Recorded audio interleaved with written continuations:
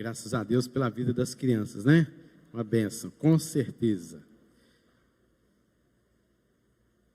Meus irmãos, meditação desta noite, eu convido você a abrir sua Bíblia mais uma vez em Josué, capítulo de número 1, e nós faremos a leitura até o versículo de número 9. Josué 1, de 1 a 9. Diz assim a palavra do Senhor. Josué 1, de 1 a 9. Sucedeu depois da morte de Moisés, servo do Senhor, que este falou a Josué, filho de Num, servidor de Moisés, dizendo: Moisés, meu servo, é morto. Dispõe-te agora, passa este Jordão, tu e todo este povo, à terra que eu dou aos filhos de Israel. Todo lugar que pisar a planta do vosso pé, vô-lo tenho dado, como eu prometi a Moisés. Desde o deserto e o Líbano até o grande rio, o rio Eufrates, toda a terra dos heteus e até ao mar grande, para o poente do sol será o vosso limite. Ninguém te poderá resistir todos os dias da tua vida. Como fui com Moisés, assim serei contigo. Não te deixarei, nem te desampararei. Sê forte e corajoso, porque tu farás este povo herdar a terra que, sob juramento, prometi dar a seus pais. Tão somente sê forte e muito corajoso, para teres o cuidado de fazer segundo toda a lei que meu servo Moisés te ordenou. Dela não te desvies, nem para a direita, nem para a esquerda, para que sejas bem-sucedido por onde quer que andares. Não cesses de falar deste livro da lei, antes medita nele dia e noite, para que tenhas o cuidado de fazer segundo tudo quanto nele está escrito. Então farás prosperar o teu caminho e serás bem-sucedido. Não te mandei eu? Sê forte e corajoso, não temas, nem te espantes, porque o Senhor teu Deus é contigo, por onde quer que andares. Senhor, fale profundamente aos nossos corações. Pela leitura da tua palavra, que é viva e eficaz, o Senhor já nos falou. Mas pedimos que na exposição, que o Senhor venha, Deus, transbordar-nos com o teu poder e com a tua graça, em nome de Jesus. Amém. Meus irmãos, livro de Josué, já falamos um pouquinho dos versículos 1 e 2, mas falando de um breve contexto histórico deste livro e destes acontecimentos, como nós terminamos o livro de Deuteronômio, como nós terminamos o Pentateuco, falando sobre a morte de Moisés. Como é que nós terminamos o livro de Josué? Também falando da morte de Josué. É um pouco triste, é claro, falar da morte de alguém, mas enfim, as pessoas morrem. Mas qual é o próximo livro depois de Josué? Os irmãos sabem. É o livro de Juízes. E a gente percebe neste Pentateuco Moisés, o legislador colocado por Deus como um tipo de Cristo, a sombra de Cristo. E ele daria as leis, e essas leis devem ser obedecidas, e ele cumpriu a sua etapa e morreu. Moisés deu a lei, e baseado nesta lei, nesta mesma lei, Josué deveria pegar este povo, entrar na terra prometida. E os irmãos sabem que agora nós vamos ver no livro de Josué que de fato isso acontece. Ele pega esse povo e diante de muitas batalhas, muitas guerras, ele entra nesta terra, ele pisa nesta terra, ele toma posse desta terra. Na limitação humana, ao longo de toda a história bíblica, inclusive e principalmente do Antigo Testamento, vários homens representaram um ponto específico do que Cristo seria de maneira plena e perfeita. E Moisés representou alguns pontos de Cristo, Josué representou também outros pontos de Cristo. Mas só para a gente dar assim um certo spoiler que fala, né? Josué que ficou encarregado então, depois da morte de Moisés, de colocar este povo dentro da terra prometida, e tomar posse dessa terra, e lutar, e batalhar, e promessas de Deus feitas a este povo de que dominariam e tomariam posse de tudo. Só um spoiler rapidinho, querido. Na verdade, o povo nunca tomou posse plena dos limites geograficamente aqui descritos no versículo de número 4. Isso está no capítulo de número 13, versículo de número 1 do livro de Josué, que o povo não atingiu toda a terra a qual Deus havia prometido e dito a eles que eles iriam conquistar. Isso mostra, querido, a limitação do homem, a minha limitação, a sua limitação em cumprir o plano divino, em obedecer às leis de Deus. Nossa limitação, porque na verdade sempre o plano divino é superior ao que você, na verdade, pode cumprir. Sempre será. Deus sempre deu uma ordem, e esta ordem sempre é maior do que você. É superior ao que você, por si mesmo, por sua força, pode cumprir. Mas uma coisa que eu quero que você saiba, que resume muito o livro de Josué, é que Deus nunca pede mais do que você pode fazer. Mas você sempre fará aquém do que seria o ideal.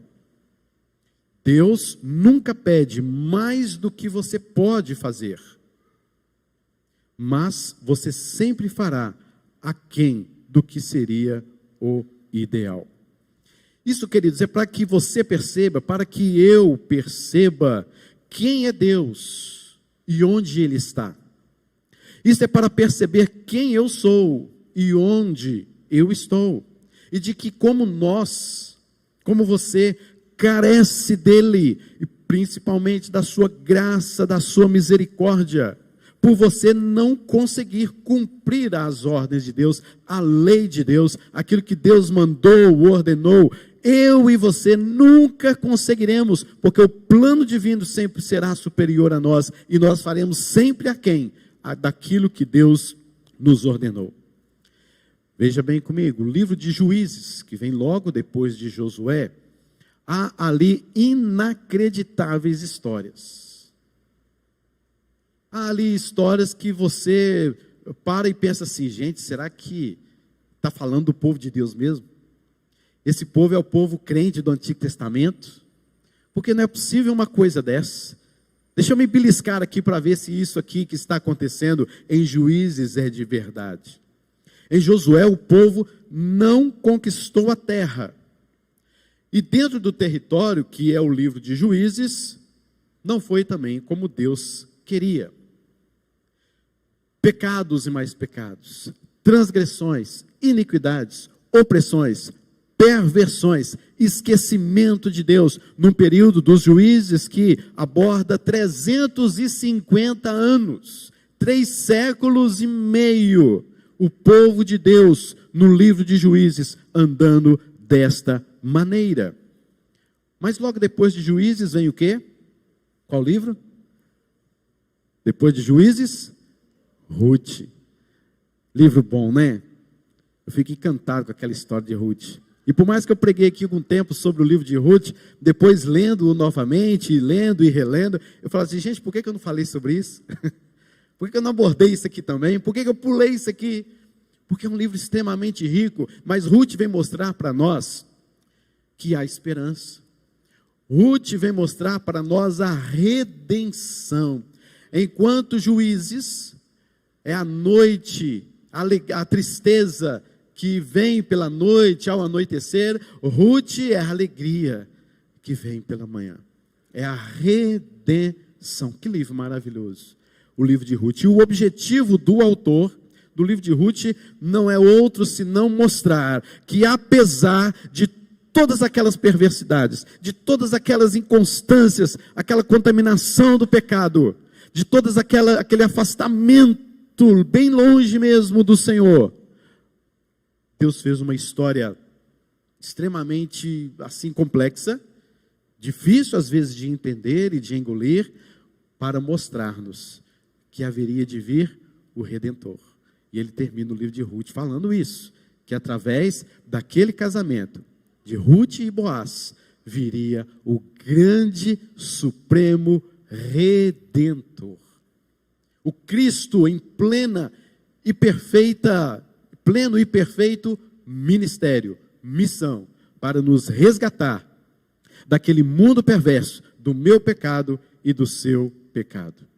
Então nós vemos que esse arranjo canônico, como alguns teólogos dizem, não é algo assim por sorteio. Vamos colocar aqui, depois de Deuteronômio, vamos ver Josué, coloca então o livro de Josué. Depois, qual outro? Juízes, coloca aí então o livro de Juízes. Depois, vamos colocar o livro de Salmos. Não, melhor colocar o livro de Ruth. Foi nada disso. Este arranjo cronológico, na verdade, não é apenas cronológico. Ele é um arranjo lógico e ele também é um arranjo teológico, porque ele vem mostrar a nossa vida.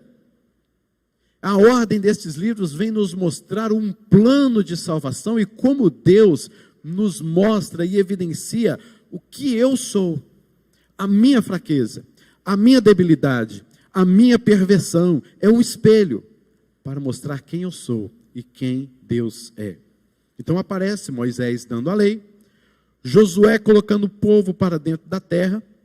No livro de Juízes vemos o povo agindo mal dentro da terra, sofrendo consequências da desobediência, que foi vistas no livro já de Josué, o que causou inclusive o grande cativeiro babilônico e o grande cativeiro e inesquecível cativeiro assírio. E logo lá bem à frente você vai perceber que a terra foi invadida e o povo foi expulso desta terra. Umas histórias tristes, né? Um povo doido, uma situação caótica, tinha tudo. Eles tinham condições de viver uma vida reta, de buscar ao Senhor, de estar na presença do Senhor. Eles sabiam, foi-lhes pregado o Evangelho na forma de figuras, de sombras, de símbolos, objetos. Profetas se levantaram, eles tinham toda a instrumentalidade para viver uma vida bem, para viver uma vida com Deus, cumprindo a vontade de Deus soberanamente sobre suas vidas. Mas parece que tudo estava perdido. Mas nem tudo está perdido. Aliás, nada está perdido. O livro de Ruth é exatamente uma prefiguração do evangelho, da salvação, da redenção que deveria de vir. Meus irmãos, esse livro então de Josué é um livro histórico, cheio de aventuras e de histórias que conhecemos talvez desde quando éramos crianças. E o que acontece com este povo em Josué é exatamente o que aconteceu com a sua vida esta semana. E é exatamente o que acontecerá com a sua vida nesta semana que se inicia. Medite no livro de Josué, leia o livro de Josué, que você vai perceber estes pontos dramáticos na vida daquele povo, e você vai trazer e falar assim, não sou eu mesmo, isso não está batendo comigo, com tudo aquilo que eu vejo na minha vida, na minha carreira cristã? Você querendo obedecer, tendo todas as condições, mas por falha sua, por limitação sua, você acaba não conseguindo. Mas você nunca deve achar que é você que faz as coisas em sua vida, porque é Deus quem faz. Você sempre tem que ter isso no seu coração, na sua consciência, na sua mente, na sua vida espiritual. Não é você quem faz, é Deus quem faz. E meus irmãos, o único jeito, tristemente, de reconhecermos de maneira profunda de que não somos nós os senhores da nossa vida, geralmente é quando nós falhamos. Que frustração quando você falha, não é verdade? Você já pensa em alguém que viu a sua falha e fala assim, vixe, fulano de tal, agora vai falar comigo. Talvez você chamou a atenção de alguém, talvez você foi o observador da vida de alguém criticando-a ou criticando-o por causa das suas falhas. Mas quando você repara, você olha para si mesmo e fala assim: puxa vida, agora fui eu. Agora eu falhei. E agora eu vou ouvir o contrário das pessoas. Que frustração. A nossa vida cristã é também cheia de frustrações, queridos. Mas vem o livro de Ruth, mas vem algumas promessas do livro de Josué, mas vem algumas coisas que você olha no livro de Juízes, também no livro de Josué, também no livro de Ruth, e por aí se vai pelos profetas, e você fala assim: meu Deus, tenha misericórdia de mim, porque eu sou igualzinho a este povo, eu sou igualzinho a esta gente que precisa do Senhor. E é interessante notarmos, porque o livro de Josué, apesar que está escrito aí, livro de Josué, não é sobre a vida de Josué. A única informação que nós temos sobre Josué é que ele era filho de Num e servidor de Moisés. A única coisa que nós temos dele. Porque, na verdade, o livro de Josué não é sobre a vida de Josué, mas é, na verdade, os atos de Deus, através da vida de um homem que serviu ao Senhor com integridade e que entendeu a voz do Senhor. Se fosse sobre Josué, nós veríamos alguns dos seus pensamentos, a sua biografia, a sua família, o que ele pensa, o que ele deixou de pensar, como ele agiu e etc. Mas o livro fala como Deus agiu na vida deste homem. Meus irmãos, a sua vida regenerada não pode ser um filme sobre a sua vida, porque você morreu. Porque agora tudo se fez novo. E você agora é uma nova criatura. As coisas antigas se passaram, eis que tudo se fez novo. Quando nós recebemos Cristo em nosso coração, quando você recebe Cristo em seu coração, na verdade você está dizendo a si mesmo: eu morri. Então daí para frente, como pode fazer um filme de alguém que morreu para si mesmo e foi sepultado com Cristo?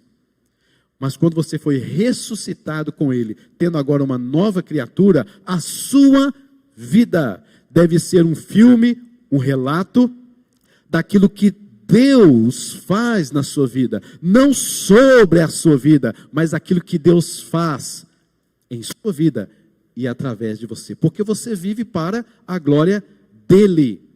Você é uma pessoa dEle, então não é mais sobre você. Por isso nós vemos que no livro de Josué não é um livro de Josué, mas é um livro dos atos de Deus. Por isso, queridos, com essa perspectiva que vemos nessa introdução, eu quero falar exatamente sobre coragem, pois Deus é contigo. Coragem, pois Deus é contigo. Eu e você, limitados, pecadores, omissos, não conseguindo dar um passo sequer, para cumprir as ordens do Senhor. Vendo tantas coisas acontecerem, a mão do Senhor agindo, mas nem eu e nem você podemos dar um passo sequer para cumprir a vontade que é do nosso Deus sobre as nossas vidas, e que você conhece esta vontade, mas você não consegue. Coragem, pois Deus é contigo. Então, quero destacar aqui apenas um ponto e depois destacaremos outros em outra oportunidade, senão nós vamos compridar muito aqui, vamos ficar um bom tempo aqui falando, porque é muita coisa, é coisa abençoada demais, com certeza, este capítulo de número 1. Coragem, Deus é contigo. Então, em primeiro lugar, seja responsável. Coragem, Deus é contigo. Então, seja responsável. Josué nos apresenta esta humilde responsabilidade dirigida com poder pela soberania de Deus. E assim também, queridos, deve ser a nossa vida. Observe comigo o versículo número 1 novamente, que fala que sucedeu depois da morte de Moisés, servo do Senhor, que este falou a Josué, filho de Num, servidor de Moisés. O que me chama a atenção aqui é a posição de Josué, né? Essa posição de Josué. Agora, se você prestar bastante atenção nos detalhes, você vai perceber Que Deus não está falando assim, agora eu vou falar para o novo líder, o general, o estrategista de guerra, o homem que agora sabe fazer todas as coisas, aprendeu muitas coisas, um homem poderoso, um homem que agora vai fazer com que vocês entrem nesta terra prometida e conquista todas as coisas. Não é assim que está neste versículo. O versículo está dizendo que ele era filho de Num, servidor de Moisés. Servidor de Moisés. Só sabe o que verdadeiramente é um servo quem se coloca na posição de servo. Porque a partir do momento que você não se coloca na posição de servo, ou nunca se colocou na posição de servo, você nunca saberá o que de fato é um servo. Você sempre achará algo alguém sobre quem deve mandar, alguma coisa sobre o qual você deve controlar, alguma coisa que você deve promover, porque na verdade você não é servo, você é senhor. Então a única coisa que nos mostra é que Josué era servo do Senhor, e Deus então não apresenta-o ao povo dizendo, este é o general escolhido, este é o estrategista de guerra, apesar de que, capacitado por Deus, chamado por Deus, ele foi de fato um grande general, um homem de Deus, capacitado, estrategista de guerra, mas isso não veio dele, e Josué entendia isso, porque a boa mão do Senhor soberanamente estava sobre Josué, mas ele nunca se gloriou disso, porque ele sabia quem ele era, ele via para o povo, e ele pertencia ao povo, e ele sabia quem ele era. E como Cristo também é conhecido? Ora, se temos prefigurações de Cristo na vida de alguns personagens do Antigo Testamento, uma das coisas que vemos desde já aqui no livro de Josué é que ele era servo, e assim também vemos no Cristo plenamente, no Cristo que veio, ele era também um servo, e não apenas isso, mas ele nos é apresentado, principalmente em Isaías, como nos evangelhos, como o servo sofredor. O servo sofredor. E eu pergunto, por que Cristo sofreu? Você sabe muito bem por que Cristo sofreu. Para nos resgatar, para nos dar vida em abundância, para nos dar força, para nos dar fé no Pai, porque nós éramos e somos eleitos, predestinados ao Senhor.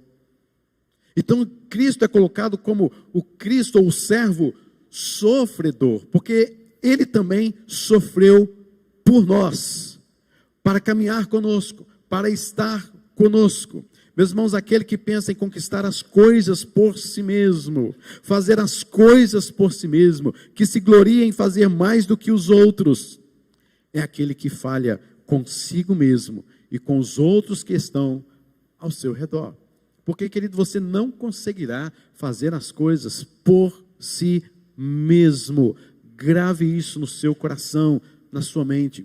O trabalho que você faz, o dom, o talento, seja ele qual for, na área do ensino, na área da saúde, na área da economia, como um pai, seja o que for, você não faz essas coisas por si mesmo, mas é pela graça. Você é pai, você é mãe, é pela bondosa graça e misericórdia de Deus, porque quando seu filho nasceu, quando sua filha nasceu, na verdade ela já nasce merecendo a morte, quando você nasceu também foi assim, mas por que Deus não condena-os imediatamente?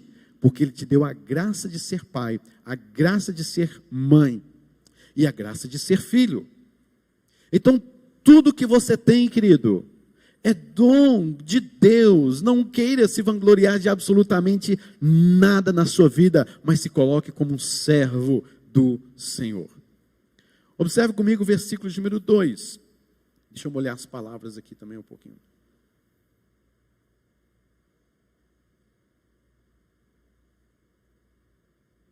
Dispõe-te agora. Começa então aí, queridos, a entrar a soberania de Deus, determinando, decretando, ao mesmo tempo em que é esperada uma resposta. Isso é responsabilidade. Responsabilidade é uma resposta, e esta resposta deve se harmonizar com aquilo que foi determinado por Deus. Uma das grandes discussões, não só nos nossos dias, mas sempre foi essa questão da soberania de Deus, responsabilidade humana. Deus faz, mas eu devo cumprir isso, então eu sou um soldadinho de chumbo. Então Deus tem um jogo, um tabuleiro, onde Ele mexe as peças do jeito que Ele quiser, e no final Ele ganha. Não, queridos, não é nada disso. Tire isso da sua cabeça. Deus age, Deus decreta soberanamente. E Ele investe em você, Ele cuida de você, Ele coloca em você o desejo de servi-lo. E quando você serve-o, quando você coloca o seu coração de fato a buscar a sua presença, e você está de acordo com a sua vontade, você está agindo com uma responsabilidade humana, mas debaixo da soberania de Deus.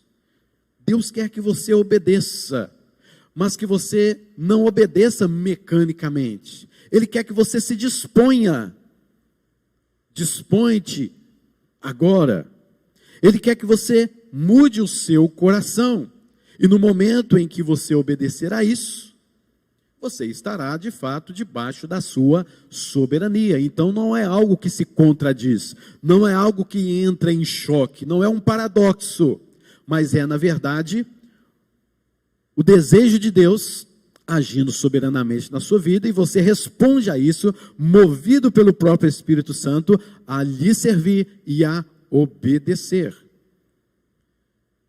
Eu sei que você tem os seus próprios planos, talvez nunca tivesse nos planos de Josué fazer tudo isso que ele fez. Eu sei que você tem os seus próprios planos, os seus próprios desejos. Mas, queridos, eu quero deixar você triste. Quero que você tenha uma certa frustração nesse instante, porque normalmente os seus pensamentos, os seus desejos, os seus planos, os seus sonhos não são os de Deus. Não são, queridos. Os seus desejos não são os desejos de Deus. Por isso Deus está falando com Josué: modifique-se, mude-se, dispõe-te agora. Tem que haver mudança, tem que haver disposição. Queridos, na sua limitação, na sua perversão, no seu pecado que habita em você, você não tem os desejos de Deus. Os seus pensamentos são muito mais voltados para si mesmo, para ter prazer naquilo que você acha que é o certo. E você acaba não tendo prazer nas coisas de Deus, porque você acha que o seu prazer, os seus desejos são os melhores. E, queridos, não vem com essa conversa fiada, atropelando toda a doutrina e a teologia bíblica, dizendo que Deus sonha. Deus não sonha, querido. Deus determina, Deus decreta, Deus é Senhor, Deus é o vingador, Deus é o juiz, Deus é o supremo, Deus é o soberano.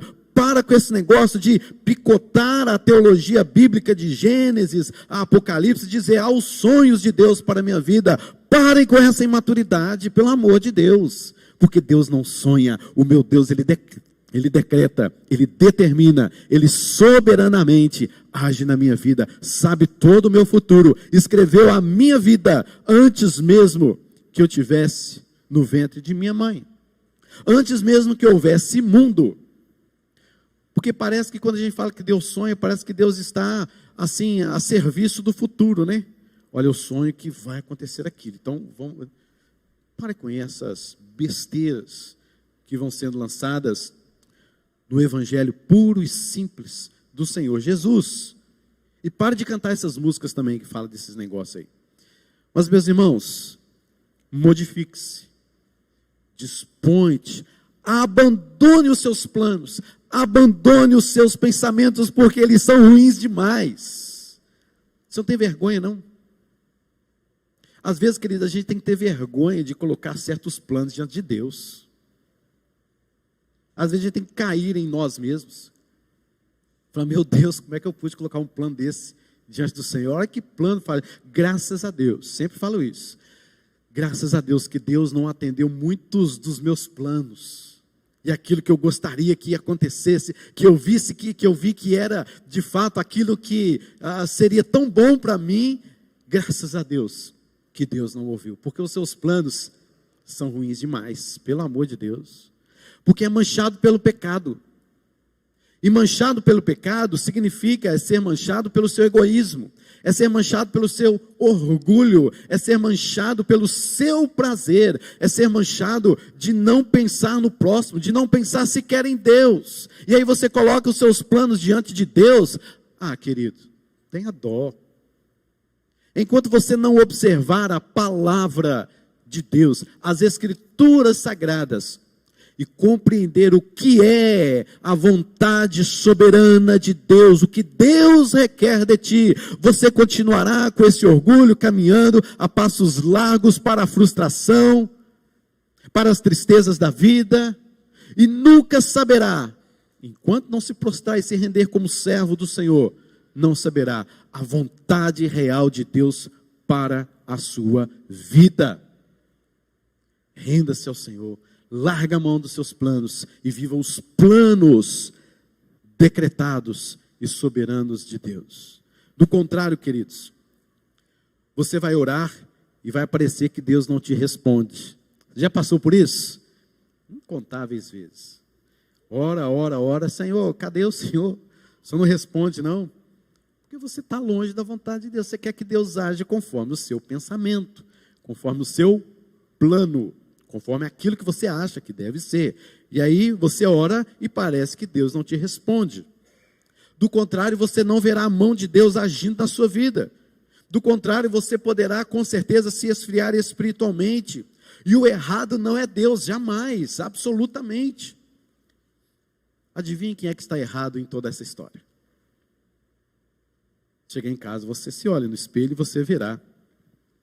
Meus irmãos, Cristo como servo, Ele veio porque quis. Porque quis. E diferentemente de nós, que estávamos mortos nos nossos delitos e nos nossos pecados, esse Jesus tinha vontade própria. Ele era o próprio Deus. Ele veio e se entregou como servo sofredor. Ele tinha disposição de obedecer ao Pai por convicção, por amor a Ele e por responsabilidade na sua missão, no seu trabalho. Por isso, queridos, é necessário você entender que quando nós falamos de santificação e que queremos ser a imagem e semelhança de Deus, porque santificação é isso, a santificação é um processo pelo qual nós vamos gradativamente nos parecendo com Cristo.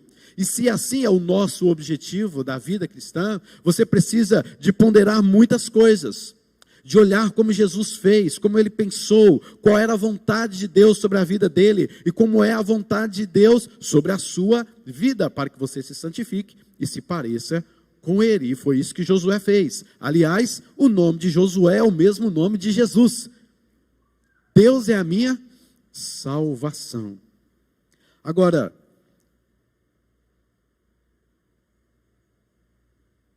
imagine se Josué se acovardasse. Imagine se Josué falasse não. Meus irmãos, Deus não depende de você. Ele usa você e é bem diferente. Se você não fizer, alguém fará. Mas é melhor você fazer.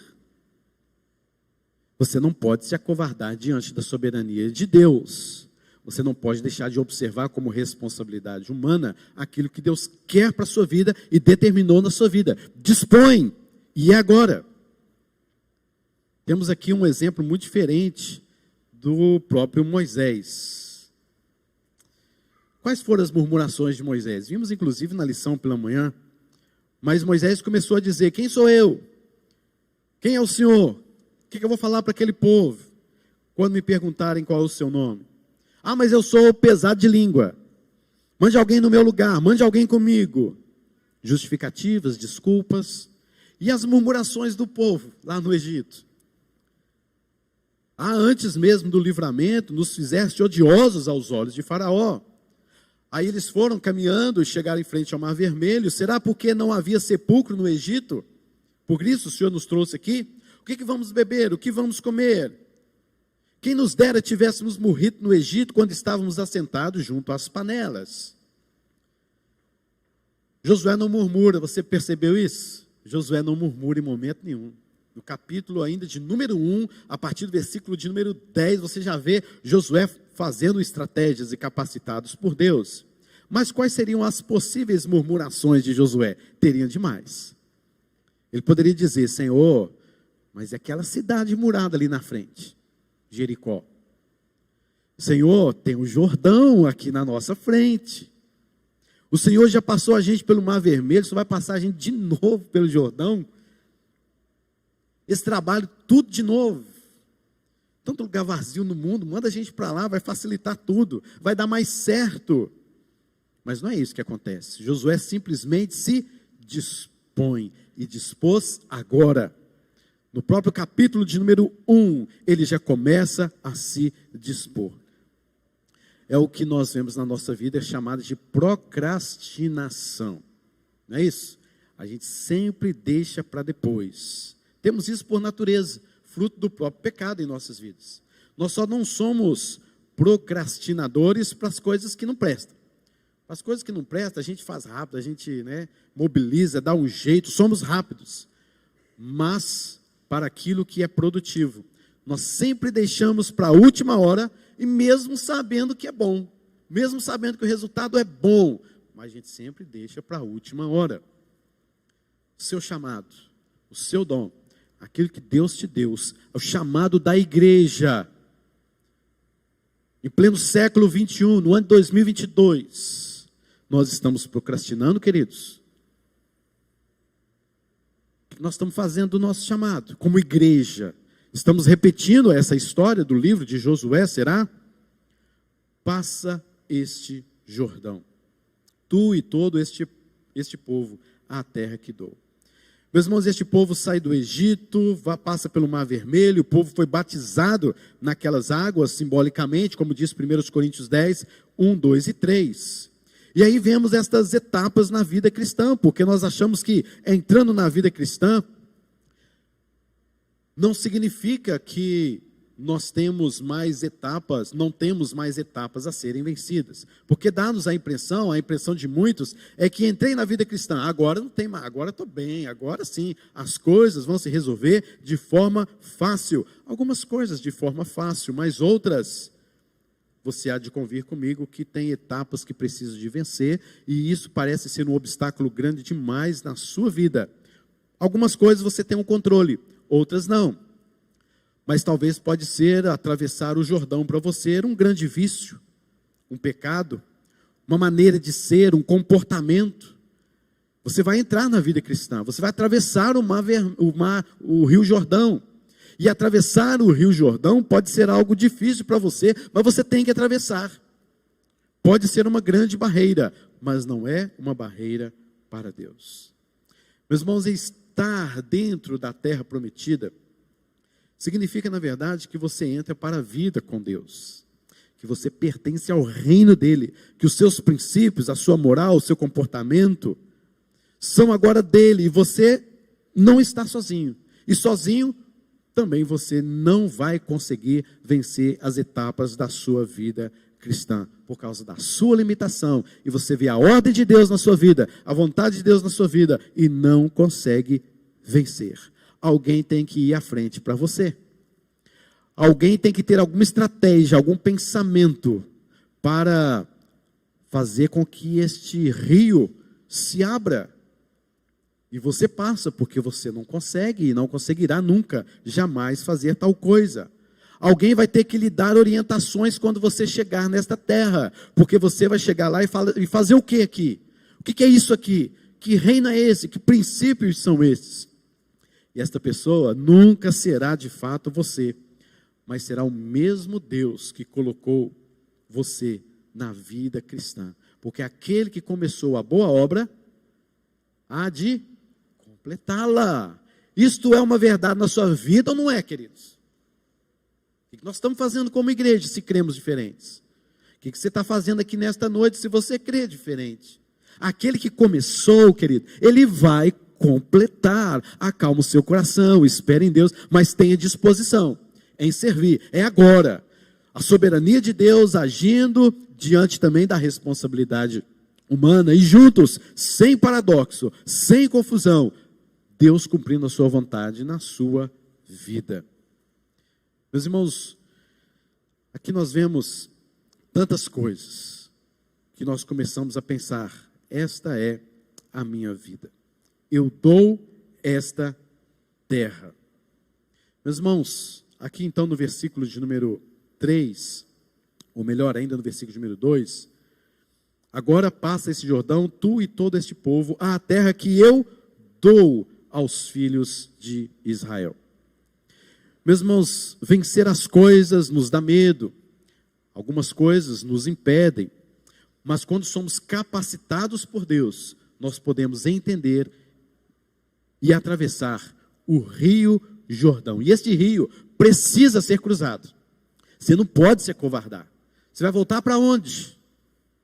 Se Deus lhe deu uma ordem, se Deus lhe deu promessas, você olha para trás, você vai voltar para onde? Para o Egito? Está longe demais o Egito. Lá você era escravo. Não tem como voltar. Então é encarar as etapas da vida cristã com responsabilidade, observando a vontade de Deus. Sem isso você vai estar perdido. Sem saber qual a vontade soberana de Deus na sua vida, você está perdido, querido. Você vem na igreja, você participa de tantas coisas, mas ainda se encontra perdido. Eu dou esta terra. Eu dou esta terra. É como se Deus estivesse, é como não, né? Deus estava acalmando e encorajando ao mesmo tempo a vida de Josué e a nossa vida. É como se Deus estivesse falando: tem alguma coisa no meio do caminho que não seja meu? Eu fiz esta terra, eu criei o homem, eu sou majestoso, magnífico. Quando eu falo, os pássaros obedecem. Quando eu falo, os homens me submetem. Eu criei o homem, eu chamei meu povo, eu fiz este rio aí. E eu vou cuidar para que ele não seja um obstáculo para você. Mas é bom você ver que ele seja um obstáculo, porque você vai entender quem você é e quem eu sou. Mas você pode ter plena certeza que foi eu quem o fiz, e eu farei com que ele se abra e você passe e você vença uma etapa da sua vida cristã. Queridos, responsabilidades de Josué.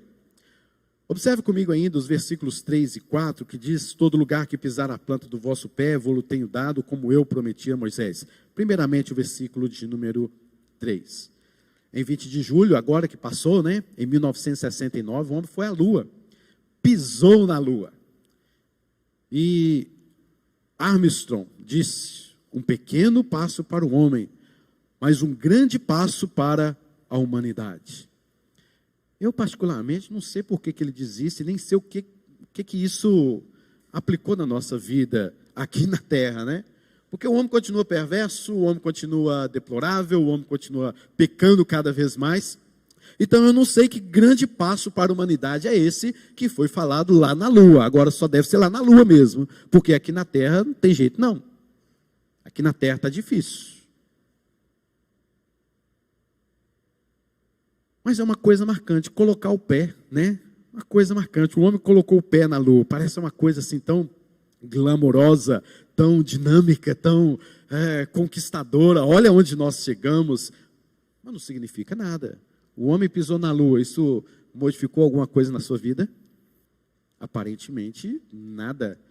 Parece que ficou mais difícil ainda de lá para cá. Mas Deus está falando com Josué: todo lugar que pisar a planta do vosso pé. Colocar o pé significa estar lá, a sua presença lá. Você marcou presença, você moveu-se de um lugar onde estava e agora você está noutro lugar, e este lugar é especial. E planta do pé tem algumas figuras bíblicas que você vai ler em Eclesiastes, em Provérbios e tudo mais. Mas, meus irmãos, você já tropeçou no cadarço do seu tênis? Você já? Eu já um monte de vezes também, né? Não importa se é criança ou se é adulto. Já percebeu isso? Não é porque você é criança. E também não é porque simplesmente você é adulto. Mas pisar no cadarço e cair pode te causar um dano enorme. Verdade ou não é? Você machuca o joelho. Falar em joelho, né? Pensa. você machuca o joelho, você rala outra parte do corpo. Isso quando você não bate a cabeça no chão, vai para a enfermaria, uma UTI e morre. Por causa de um cadarço no seu tênis. Porque você foi desestabilizado. Meus irmãos, você não é forte o bastante. Você talvez nem se imagina quem você de fato é. Você não consegue dar um passo sozinho. Um cadarço te derruba. Um cadarço te machuca. Um cadarço pode fazer e provocar coisas que vão mudar você uma rotina de vida. Você vai ter que ir no hospital, você vai ter que tomar remédio. Aí você se gloria de quê? Mas o Senhor está falando aqui, onde você pisar a planta do vosso pé, eu vô-lo tenho dado. Você vai pisar lá nesta terra, você vai conquistar esta terra, você vai estar lá, presente, marcado ali naquele lugar. E não haverá nada que possa ser diferente, porque sou eu que vou levar você lá. Aí é diferente. Aí as coisas mudam de foco. Porque não é os meus cuidados de sequer pisar num cadarço e cair. É o Senhor que vai me colocar lá. Querido, um cadarço pode derrubar a sua vida e você se orgulha de quê? Um cadarço no seu tênis. Acho que agora toda vez que você for amarrar tênis, você vai lembrar disso, né? Um cadarço no seu tênis mostra a você que você não é nada. Que por aquilo que você mesmo calçou, aquilo que você precisa, aquilo que você deu ali o seu nó, daquele seu jeito, aquilo pode te derrubar. Aquilo que você trouxe para a sua vida, aquilo que você coloca na sua vida, pode te derrubar e acabar com você. Mas eu prometi a Moisés. Deus prometeu a Abraão, Deus prometeu a Jacó, Deus prometeu a Israel, Deus prometeu a Moisés e Ele nos prometeu. E assim devemos cumprir a palavra do Senhor em nós. Vou parar por aqui no versículo de número 3. Ciente de que ali foi chamado um servo, ciente de que há promessas de Deus, ciente, queridos, de que nós devemos nos dispor e dispor agora a atravessar esse Jordão, de deixar o pecado de lado, de deixar aquilo que nos perturba, que não é do Senhor, e nós precisamos atravessar esse Jordão, ciente que é uma etapa na nossa vida cristã, e que não sou eu, mas é Deus que vai à minha frente, que eu não sou nada, que um cadarço me derruba, mas eu necessito da graça de Deus. Você precisa, querido, com urgência, ser sondado por Deus, para que a luz de Deus brilhe em você, através de você, para que pessoas sejam de fato abençoadas através da sua vida, para que você veja em você a vontade de Deus sendo cumprida, que Deus venha sondar, sonda-me, Senhor, conhece o meu interior, e este meu interior não tem nada que possa te agradar, mas em Cristo Jesus, aquele que começou a boa obra, há de completar. Peça ao Senhor que sonda o seu coração. Em nome de Jesus. No próximo momento, quero continuar esta mensagem a partir do versículo número 4. Temos muita coisa para aprender aqui nesse capítulo número 1, de 1 a 9 de Josué. Queremos cantar ao Senhor, louvar ao nome do Senhor. Exatamente, queridos, baseado nestes versículos, nesta passagem. Senhor, me sonda, um cadarço me derruba, um buraco no chão me derruba. Uma pequena pedra no chão que eu não notei me derruba. Eu preciso do Senhor para abrir o mar vermelho, passar adiante e que o Senhor venha sondar o meu coração e o nosso coração em nome de Jesus.